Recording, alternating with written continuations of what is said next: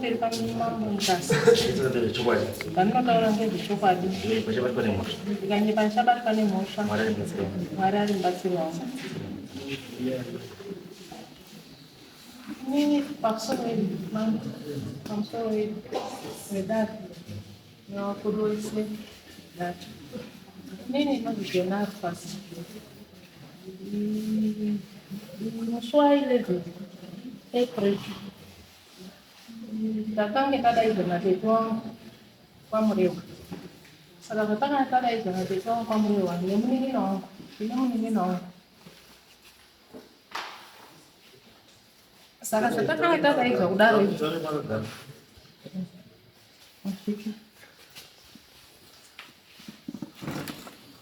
saka zvatakanga tadaidzwa kudaro inini ndinogara kuVatsombo kwaShango, munin'ina wangu unogara kuBhemavhari. Saka takasangana maMutare takuenda. Tasangana maMutare takabva tasangana maini. Saka tiri kuita straight kuenda kwaMurewa here kana kuti tiri kuenda tinosvika nekuHarare. KuHarare uku toda kobata maoko kwaMbuya mukadzi wahanzvadzi yangu akashaikirwa namai, hatina kuenda. Kechipiri tine nyaya yababa munini wedu, pane nyaya yaakanga ataura. Hatisvikiko here ngekuti ndidzo mari dzacho idzi dzinozotinesa. Hazviiti here zvikazi hazvinoita kwabva tashienda. Tosvika kuHarare kwedu tobva taenda kwaMbuya kobata maoko kukwadzana. Tabva tiri ikoko bva tachifonera bawanini tiri kuchasvika nekumba kwenyuko. Iye wotosvika wototi nhasi here, tikati zvikazi atoona madini masvika zvakanaka zveshuwa. Takasandirwa naMbuya kwatakaenda kobata maoko. Tapedza bva tadaidza hanzvadzi yedu yekwamainini tikati uyai mutitore mutiendesepi kuDZ kwababa munini. Kwabva auya hanzvadzi yedu yamukomba. Zvadaro kwabva tasvika zveshuwa angaruti ibvei kubasa ngekuti wakafana achiti ndichazononoka dzimwe dzenguva kubva kubasa. Zveshuwa bva tasvika zvikazi anongofunga kuti ndiku paya wotitambira bva tapinda mumba.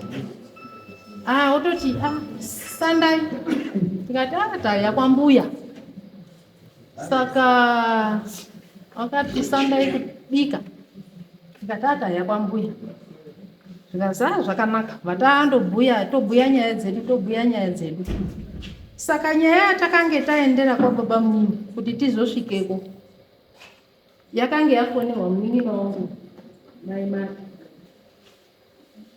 ndiye akanga afonerwa nyaya yake. Tapedza kubhuya dzese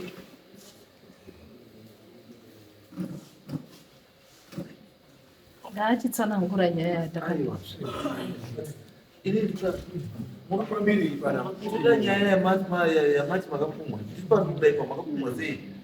oraiti. Tapedza kutsanangura batarara mangwana batamukira hedu kuendepi kwaMurewa kwedu.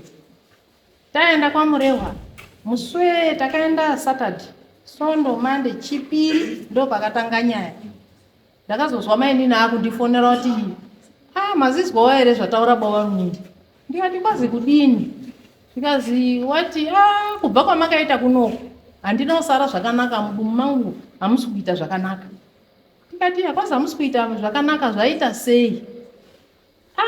Paya tinotobva kutaura naye bawanini webva atofona. Makadii maiguru? Ndikati ndipo makadiiwo. Zvikazi makafamba zvakanaka here kwaMurewa? Tikati takafamba zvakanaka. Zvikazi asi kubva kwamakaita kunoku mudumbu mangu muri kurwadzei. Tikati marwadza nei? Zvikazi handizii. Wakatora nguva yakareba, ndofunga most 1 hour ari kutaura nyaya yake yemudumbu. Kwakuzoti manheru aibva afona futi almost 1 hour iyoyo achitaura kuti inini mudumbu mangu muri kurwadza, handisi kuziva kuti chii chakaitika. Tikati makaihenyi baba munini? Zvikazi handiziiwo imimi. Ndokutsanangura kwaakaita. Tikati isusu tadini baba munini? Zvikazi handizii zvamakaita. aibva ataura mangwana aibva afona futi semuningirikini iyoyo. inini mudumbu mangu mukaramba muchirwadza kudaro, zvakureva kuti inini ndichatakura bhegi rangu ndichiuya kogara kumba kwenyu kana kuti kwamainini kubhema vhari, ngekuti marwadziro ari kuita mudumbu mangu handisi kuziva kuti chii chakaitika. Inini ndichibva ndachiti chinyi, imi muri kufunga kuti chinyi, pane zvatakamuita ere? Zvikazi ameno zvamakauya makadini makaronga. Tikati poison ere baba munini? Zvikazi ameno. Wakapedza kuti china achitaura kudaro, chishana achitaura kudaro, Saturday achitaura kudaro. Saturday makuseni aibva ataura kuti inini mukaona ndauya ikoko ndikutouya kogara ikoko kumba kwenyu kuti muone kuti chii chamakaita, ngekuti kurwadziwa kuri kuita mudumbu mangu zvakandofanana nemukadzi wangu kufa kwaakaita. Kurwadziwa kwaaiita zvakandofanana. Saka handizivi kuti makauya makandirongera ere kana kuti makauya makadini, makaita sei. Tikati tichimurongera kuita sei? Saka imi murufunga kuti maita fadzwa, tisu takamuroya ere? Zvikazi obviously ndaifunga kuti dzimwe dzenguva inyi hama dzangu ndisikazivi kuti ndimi makadini makatomukanganisa.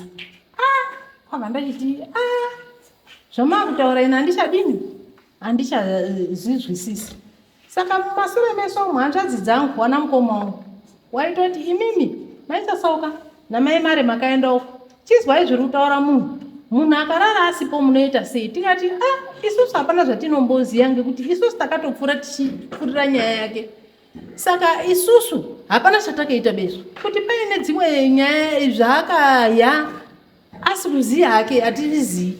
Isusu wakasiya atitengera chingwa makuseni acho eSaturday tisati taenda, iye aibva aenda kubasa nemazaya ake nemajarina ake, tikabika tii yedu tikapedza kunwa tii takatosiya chingwa nemazai. Majarino akati inini handinyanyi kuafarira, bva tatakura majarina ayo kwabva taenda nayo edu kufamba nawo. Saka handichazivi ipopo nyaya yaakazotaura yekuti mune makauya makaronga kubva kumba kwenyu zvekuti takamukanganisa kuti arware mudumbu. Handizivi kuti pane paakazvibata ere kuti atitaurire ngoti inini kuti ndizouye kunoku kotsanangura kuti ndo zvaanditaurira ndakanga ndarwadziwa.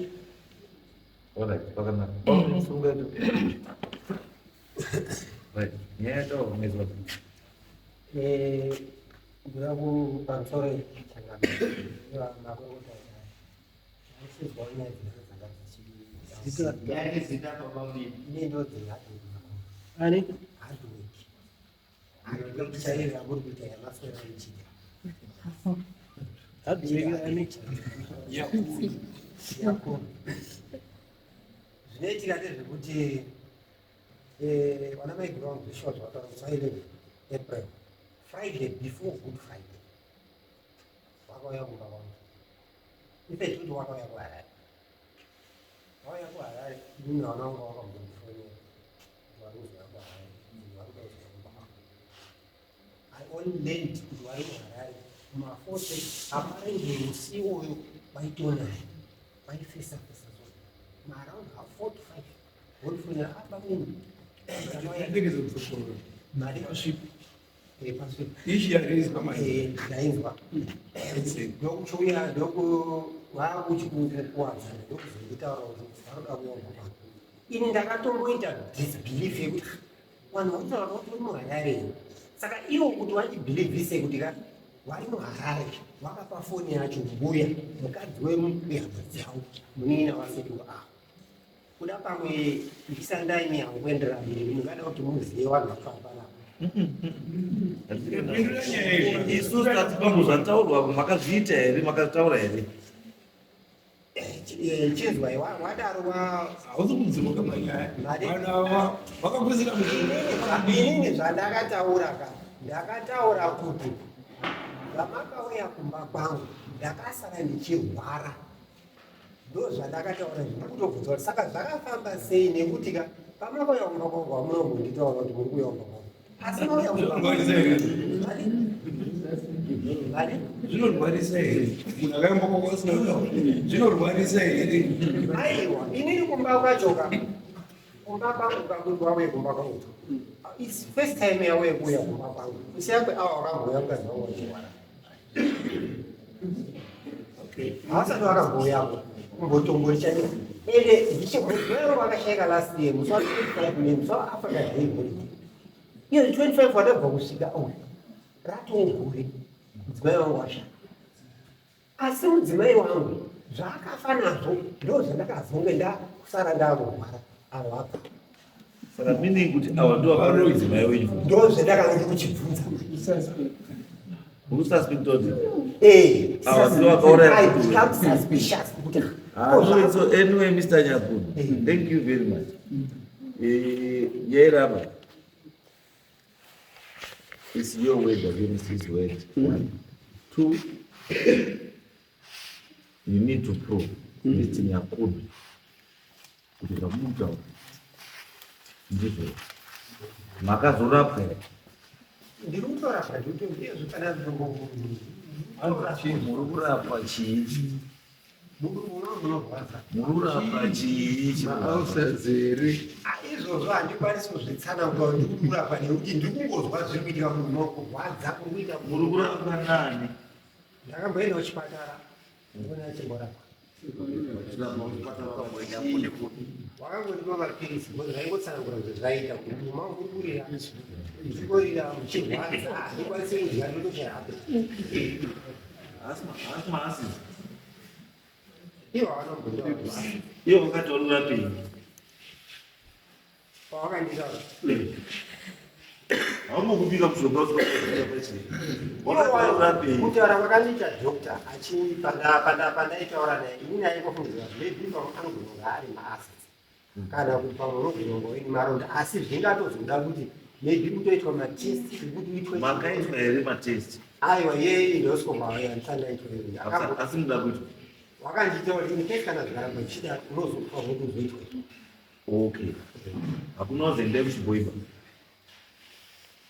hayi dhokta akanombotaura hakuna wazvii food poisoning haana chakambotaura nokuti azotaura saka sei makazofungira kuti awa ndo wauya nechirwere inini panochindinesa mandebe kuti ka ini ndanisina dambudziko iri kubva ini ndichigara aiwa zvebaba always the first time unozwa iba munhu haangutangi nekurwara nemusoro akatomborwara futi handizi kana kuzwa kuti mudumba murwadza chinorwadza mudumbu zvakawanda handizi chinhu chinonzi food poisoning chii kuva wadya chikafu chine poison it's not necessarily wadya chikafu chine poison handizvo zvinotaura unozwa basa kuti munhu chikafu can be poisonous izwai chikafu chinokwanisa kuva poisonous handisi nekuti hachina kudya chakanaka zvakanaka 1 yato food poisoning 2 madya chikafu chakarara ifood poisoning wadya chikafu chakashisha ifood poisoning food poisoning does necessarily mean kuti waisirwa chef waisirwa chigumwe no handizvo zvinoreva food poisoning food poisoning zviri kungoreva chete kuti wadya chikafu chisingaenderani nemashandiro echii esystem yako chete imi dhokta kana akamutaura kuti ndinoda kutesta zvakadana izvo vamuita zvemhepo izvo ndo zvinonzi bloating muri kublota baba when you are bloating what does it mean it means kuti mumwe wenyu mune mweya wakaita sei wakawanda mudumbu menyu unofanira kubuda pachibhoi kana uine mweya wakawanda mudumbu unozita sei unonzi mwandorana anizvo makamuzviita kuti pamuri pane time muri kufamba kudai mukati step kuti bhu step bhu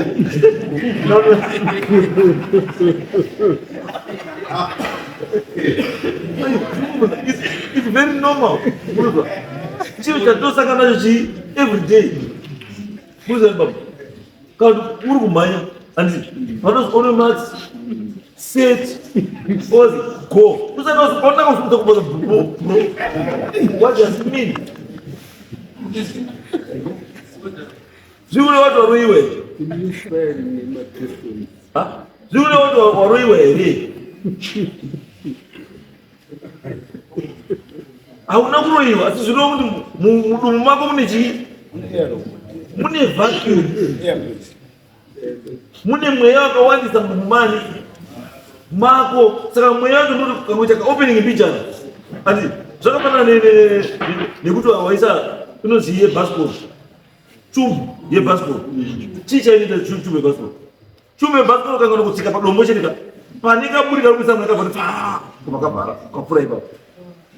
Ani ndo zvinoita kuti bhodhi yako kana muine mweya wakadii wakawandisa, the slightest movement yaunoita panokuita kaopening mbichana unozwa dhu ai izvo beside kuti une mweya wakawanda. Asi azvinewo kuti waita sei waroya. Chinoisa mweya wakawanda mudumbu chii?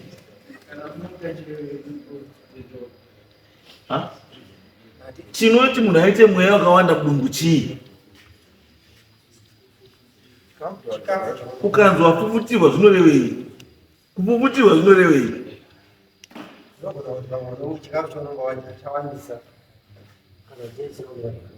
Kana chawandisa hauna uba. Kana chawandisa unozwa wakudzwa nhungu.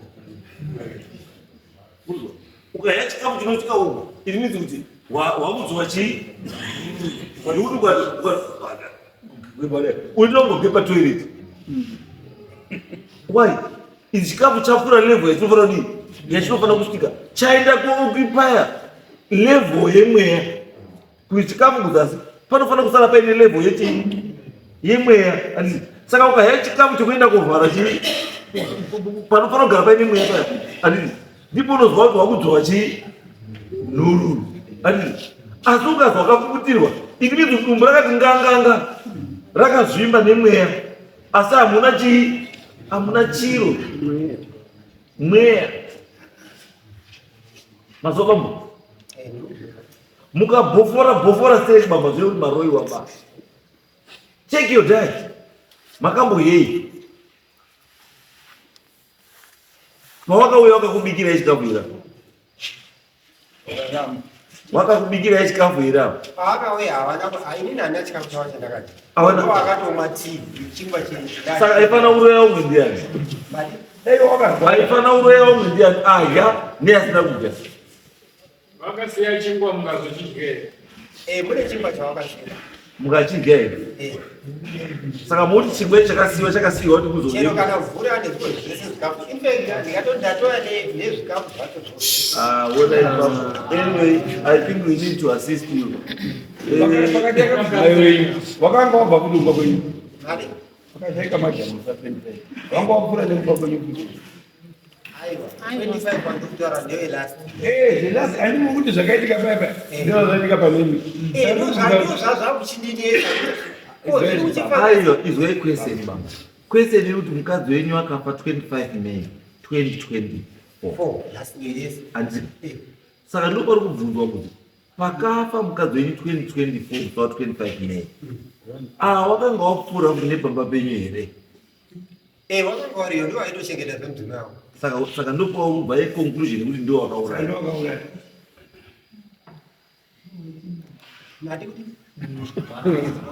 Ndo panobva here.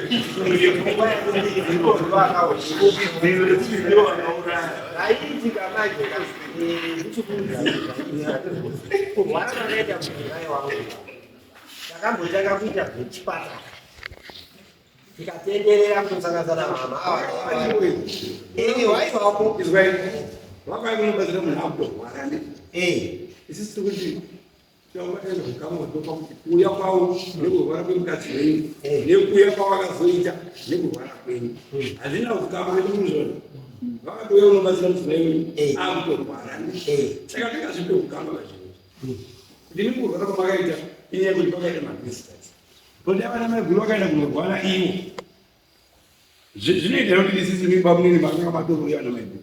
Aiwa, pari kuchiita ukama hwacho inzwai ndichikutsarangurai ndepekuti kurwara kwaaiita vemazuva achitaura taimboenda kuchipatara asi zvakazosvika pekuti ivo nekuti ndo varedziwe ihama dzemudzimai wavo inini handisei hama yavo vakazosvika pekuti tinoda kuti tifambe timboona kuti tichirumbokonzeresana saka zvinhu zvaitaurwa zvaita ngozi inini hama dzangu ndo dzakakanganisa mukadzi wavo zvawakazorewa kusanganisana mama wavo ndo zvaitaurwa kuti hama dzangu ini ndozakakanganisa saka kana hama dzako dziri ndo dzakakanganisa sewa kufungira kuti hama dzemukadzi ndo dzakakanganisa ndo pane bvunzo wangu nofutipo kuti manje saka inini sinzi mudzimai wangu zviri kunzi hama dzangu ndo dzaikanganisa mudzimai wangu kusvika achizorwara marwarira inini hapana hama yangu yauya banga pangu asi inini pamauya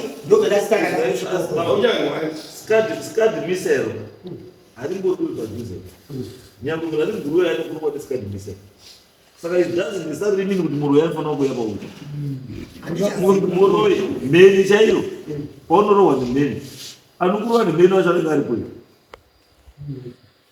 atizivi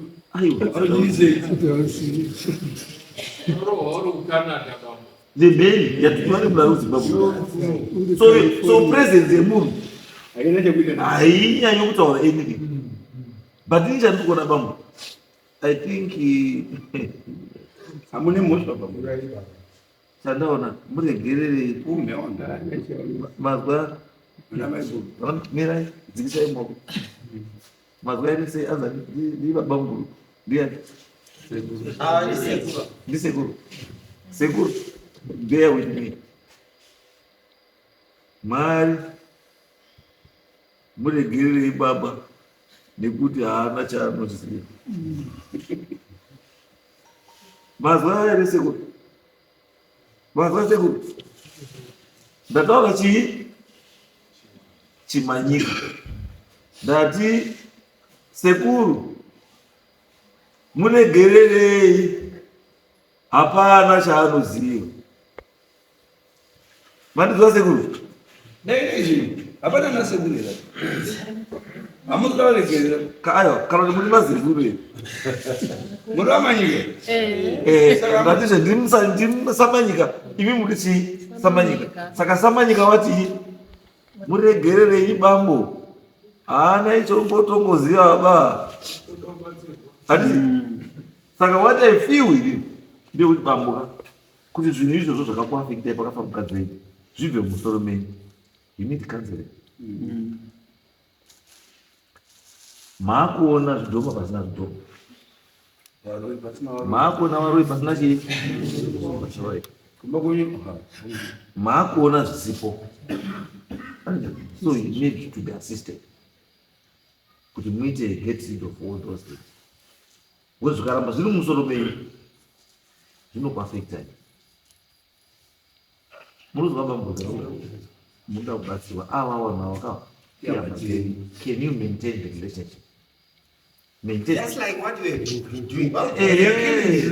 But imagine kutaura kwenyu because mukwana kuna kuburitsa mawenzi ari so bored kuchiwana zviko zvekuti kuya kubva kwakauya kumba kwangu iwewe ndavandatara nokurwara ndiutane background yakugara kumba kwangu ndo kunonzi pachiwanhu wapuma andi wadii wapuma munhu because proof chaiyo hapadii asi ndosaka ndati wana tete wangu mukupuma pamakaitwa ndiani ndiani ndibaba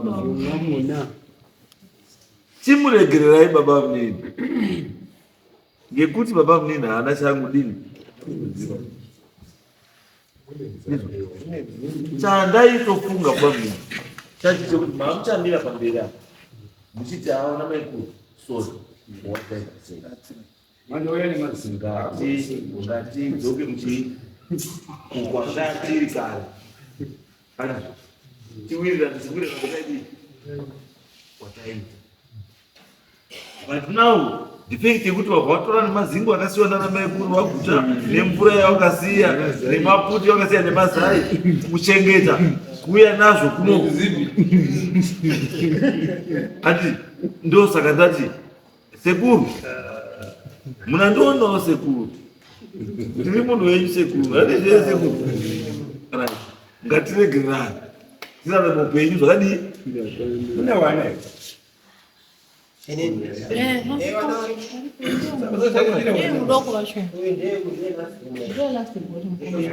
Someone look at it. zvakaona ndaraunda unosiyo nazvo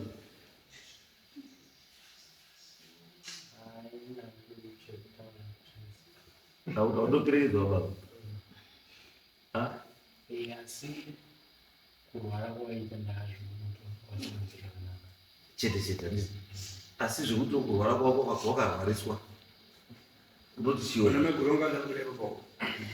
aivona kuita zvemukunzwa nababa kuti wakasvike wadonzera vanobhenefitei baba wako akakumasa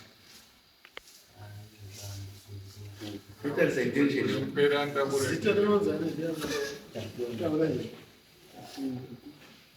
adobatsirwa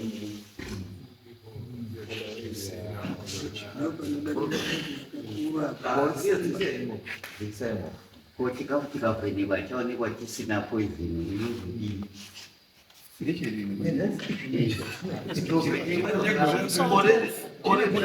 chikafu chacho chatopoisonous nyangwe izvi chikatestwa chakutonzi chapoisonous because you cannot keep chingwa for time yakadaro because shelf life yechingwa haimupfurirwa azviti saka the fact kuti one chakaputiwa plastic two chiri chakagara sei plus you cannot be trusted ka kuti pachachiriko chakangogara ipapo here kana chakatomboenda Warren Park Warren Hills chikabva kuWarren Hills chikaenda kuNational Sports Stadium chikabva kuNational Sports Stadium chikaenda Mount Hamden chikabva Mount Hamden chikaenda kunozi kuti kujambanja maprofita ekujambanja chikaenda kupi saka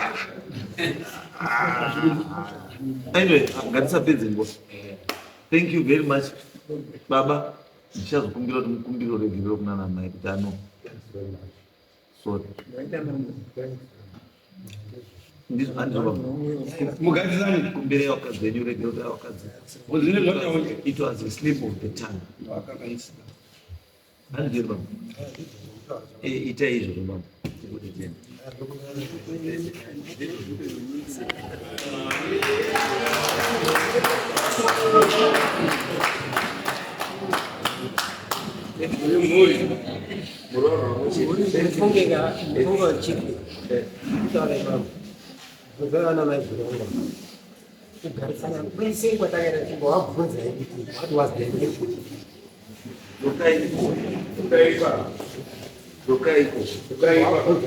Hapana chakamotikanganisira murumoto kundotanga ipo papo basi apasara pawanenge uyu mwingine wangu